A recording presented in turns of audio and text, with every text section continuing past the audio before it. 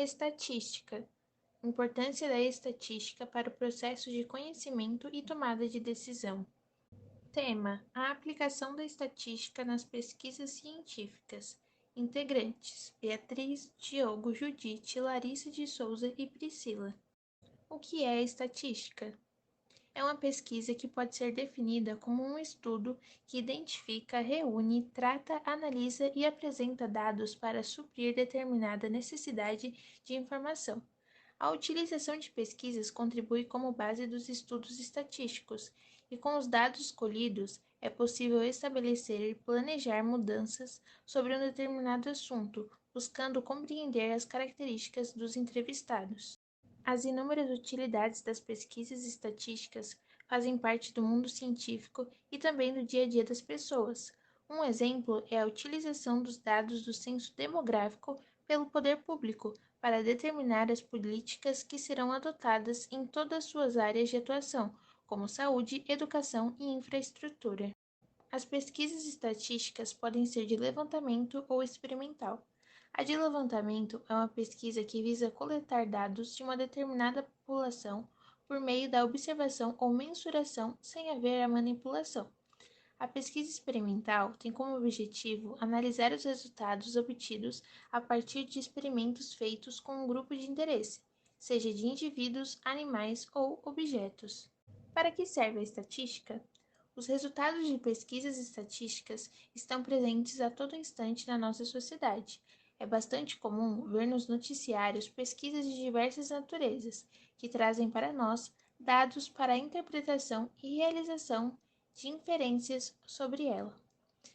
Um exemplo é o uso dos dados relacionados à quantidade de casos da doença Covid-19, que faz com que estados, municípios e o Ministério da Saúde tomem decisões com base no que foi coletado. Até mesmo na busca por uma vacina para uma doença, há necessidade da realização de pesquisas para avaliar-se a sua eficácia. O que demonstra essa eficácia são os dados coletados e trabalhados estatisticamente. A estatística está presente nas decisões simples até nas mais complexas do nosso cotidiano, e essas informações não podem ou não deveriam ser repassadas de qualquer maneira. Por isso, existem regras específicas para a coleta de dados, para sua análise e até mesmo para a definição da estimativa de confiabilidade da pesquisa. A importância das estatísticas para as pesquisas científicas. É muito comum que, ao nos depararmos com pesquisas científicas, encontremos uma quantidade enorme de números, que são chamados de dados e só podem ser coletados através da estatística. A importância da estatística na ciência se dá pelo fato de que um estudo científico tem o objetivo de buscar respostas e sanar dúvidas. Por isso, os cientistas repetem diversas vezes o experimento ou observação sobre o fenômeno estudado e acumulam medições. Mas é claro que isso deve ser feito com muita cautela, para que se possa chegar a conclusões concretas e legítimas, ainda mais diante do fato de que o uso inadequado da estatística básica é o maior responsável pelo erro de interpretação dos artigos científicos. A estatística científica também ajuda principalmente na área da saúde, como por exemplo na criação de vacinas, em que se usa os dados obtidos através de testes para saber sua eficácia, o mesmo funcionando também para a criação de remédios e procedimentos cirúrgicos.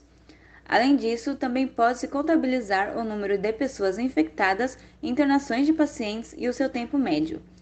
Em geral, cientificamente falando, a estatística pode servir também para levar informações ao público, visto que é mais fácil entender números do que um grande texto explicativo cheio de palavras complicadas que só irá confundir ainda mais quem precisa receber essa informação. Um bom exemplo são esses estudos que trazem a previsão da extinção de algum animal ou planta e a probabilidade de que eles consigam se manter caso tenham a nossa ajuda para essa preservação. Estatísticas de extinção de plantas e animais. O Brasil é considerado o país com a maior biodiversidade do planeta. Uma das expressões dessa riqueza é a fauna, constituída com mais de 100 mil espécies, como aves, mamíferos, répteis, insetos, entre outros animais, que são encontrados em florestas, manguezais, rios, lagoas e etc. Porém, o futuro da fauna brasileira é incerto. Estima-se que, em poucas décadas, diversas espécies poderão desaparecer por completo, sobretudo as endêmicas, aquelas que só existem em determinados ambientes aos quais já estão bem adaptadas. No Brasil, as causas de extinção são inúmeras, com destaque para o desmatamento das florestas, exploração de madeira, poluição do ar e das águas, caça, comércio ilegal de animais, dentre outras. Ações dessa natureza contribuem direta ou indiretamente para a destruição dos habitats naturais das espécies, colocando em risco a sua sobrevivência. O Brasil tem 3.299 espécies de animais e plantas ameaçadas, o que representa 19,8% do total de 16.645 espécies avaliadas.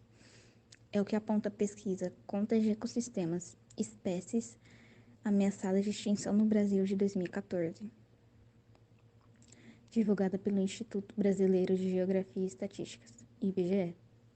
São reconhecidas no país 49.168 espécies de plantas e 117.096 espécies de animais.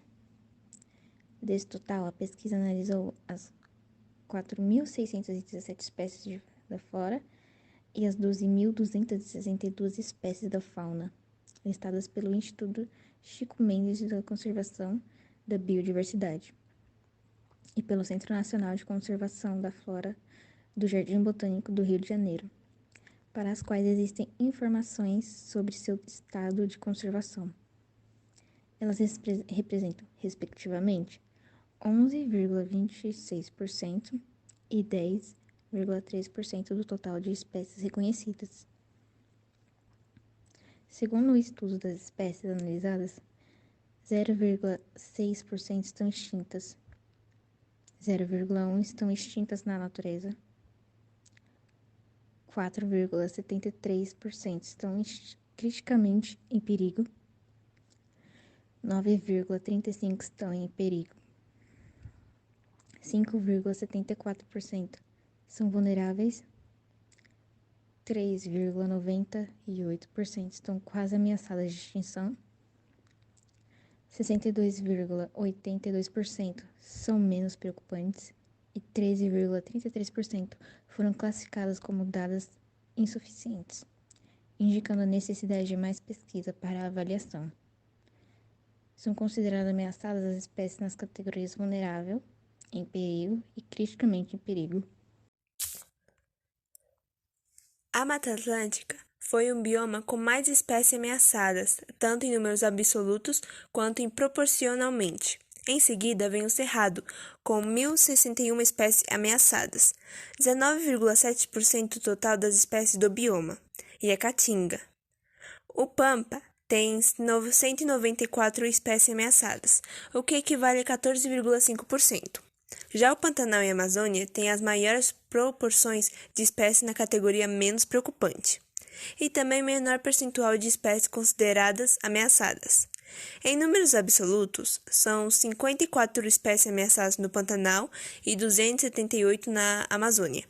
A pesquisa analisou a fauna e a flora, segundo a sua ocorrência nos biomas: Amazônia, Cerrado, Caatinga, Mata Atlântica, Pampa, Pantanal e mar e ilhas oceânicas, e tipos de ambientais, como terrestre, água doce e marinho. Uma mesma espécie pode ocorrer em diferentes biomas e ambientes. Nesse sentido, 47,7% das espécies eram observadas na Mata Atlântica, 35,7% na Amazônia, 32,4% no Cerrado, 12,4% no mar e ilhas, 12,1% na Caatinga, 8,4% no Pantanal e 8% no Pampa. Espécies extintas existem ao menos 10, que são as aves maçaricó do Esquimó, gritador do Nordeste, limpa-folha do Nordeste, peito vermelho grande, arara azul pequena e camburé de Pernambuco, o anfíbio perereca verde de Fímbria, o mamífero rato de Noronha, os peixes marinhos, tubarão, dente de agulha e o tubarão largato. Estatísticas do aquecimento global. Bem, o aquecimento global é o aumento da temperatura média do planeta. Esse aumento decorreu devido às atividades humanas que veremos à frente. O principal motivo do problema é o adensamento do efeito estufa.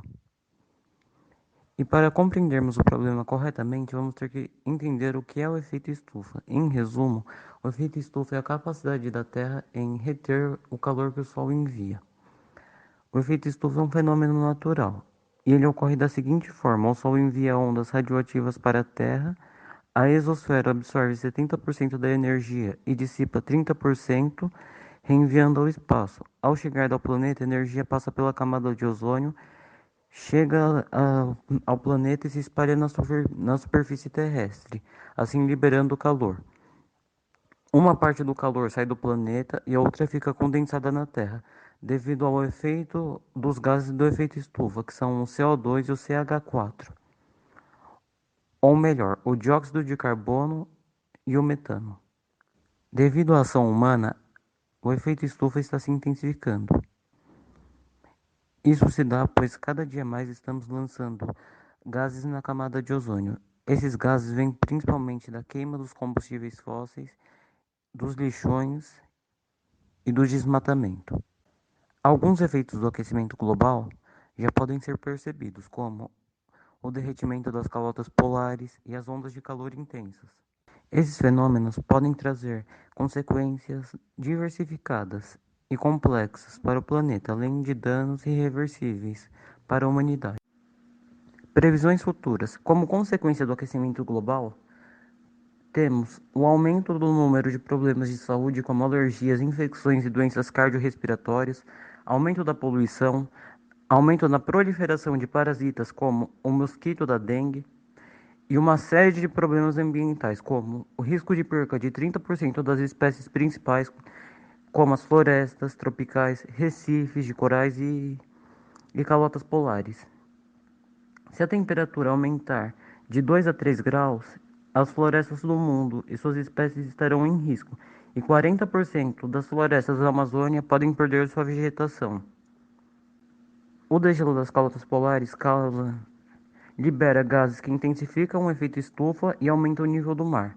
Isso pode inundar várias cidades costeiras ao redor do mundo, como Nova York, Rio de Janeiro, entre outras, e trazer uma série de problemas ao mundo.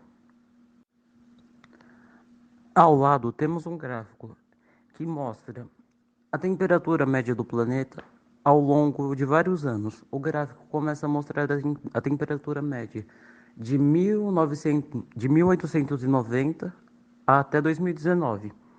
Nele, as linhas azuis são os anos com a temperatura mais baixa e as linhas vermelhas são os anos com a temperatura mais alta.